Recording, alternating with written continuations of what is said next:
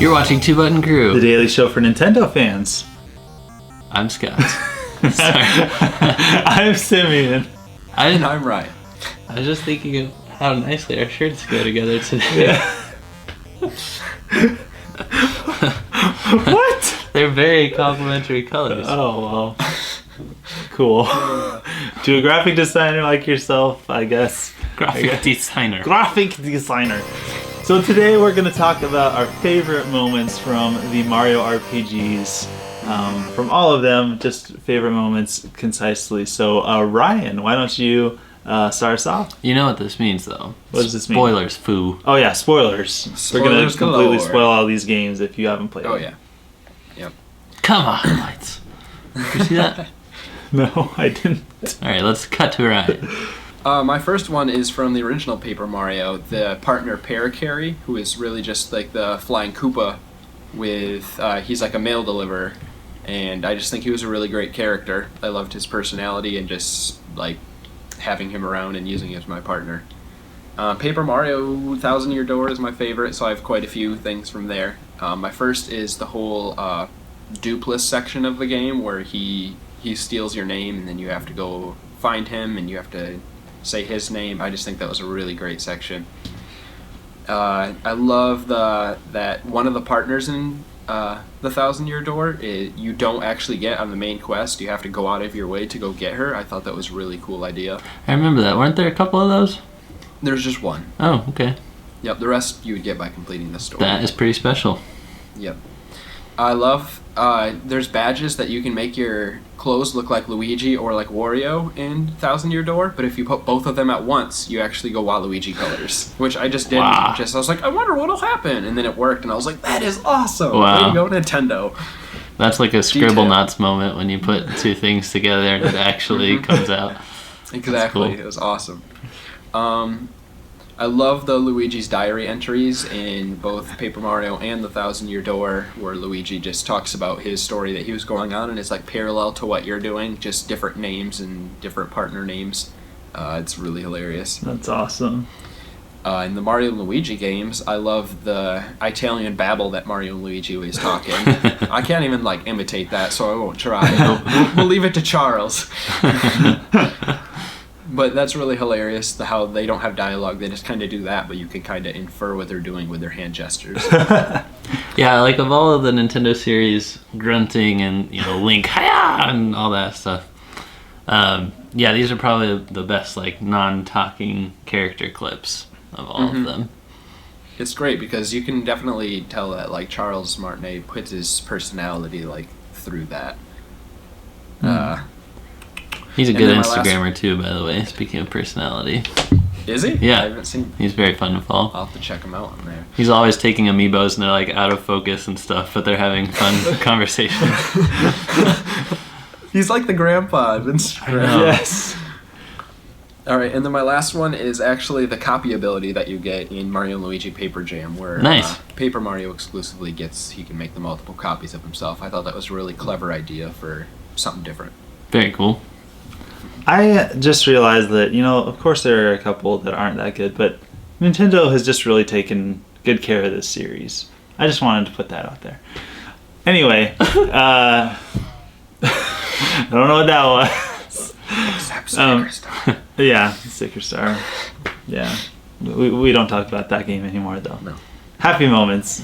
Super Paper Mario. The ending to Super Paper Mario was so fantastic. We have, and like Scott said earlier, spoiler alerts. We have this like weird cut after a chapter to this conversation between two unseen individuals, and you find out that it's between Timpani and Blumiere. And Timpani is actually Tippy, the butterfly thing that follows you, and Blumiere is actually Count Bleck. And at the end of the story, they get married and stop the Chaos Heart and are with each other in oblivion or whatever, and it's really sad, but it's really good ending. Nice. To Super Paper Mario. And then also after the ending, you got a glimpse of it at the in the middle of the story, but at the ending you can go back and go against the Samurai Kumite, or the tournament, where you have to fight 100 samurais in a row with increasing difficulty, and that was just like the highlight of the game. 100 levels, just straight up fights. Awesome job, Nintendo.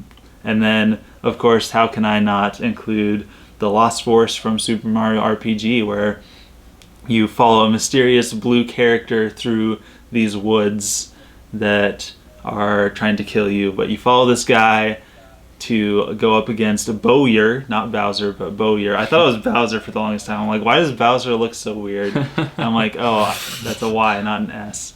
My TV was really bad, okay. But anyway, Gino joins your party, this mysterious guy that you followed through the forest, and you take down the baddie together. All right, I've got a few, and I don't know, they're not in any particular order. I think these are all like pretty much tied. In Paper Mario 2, training to defeat the Rock Hawk in the Glitz Pit was amazing. You had, like, similar to what you said with the Samurai guy, you had to go through so many battles to work up to him, and you were known as Gonzalez, and you would always get trash talked and stuff. It was awesome. You got like your bunk and everything, and you'd have to come out for all these battles. It was fantastic. Partners in Time, getting the copy flower bros item. They weren't bros attacks in this game. They were like bros flowers. It was cool. Partners in Time, that moment, like at the end boss, I remember like I would have never been able to beat that boss without this item, because it was completely skill based. Like you could do this copy flower, and then all 4 of your characters, they start running from the left of the screen towards the boss and jumping, and you have to hit the right button for the corresponding character, Mario, Luigi, or the baby versions.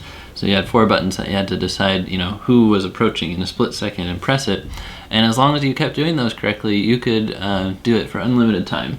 So I felt like the most empowered, like, completely based on my skill of practicing with this item, being able to defeat the boss. It was great.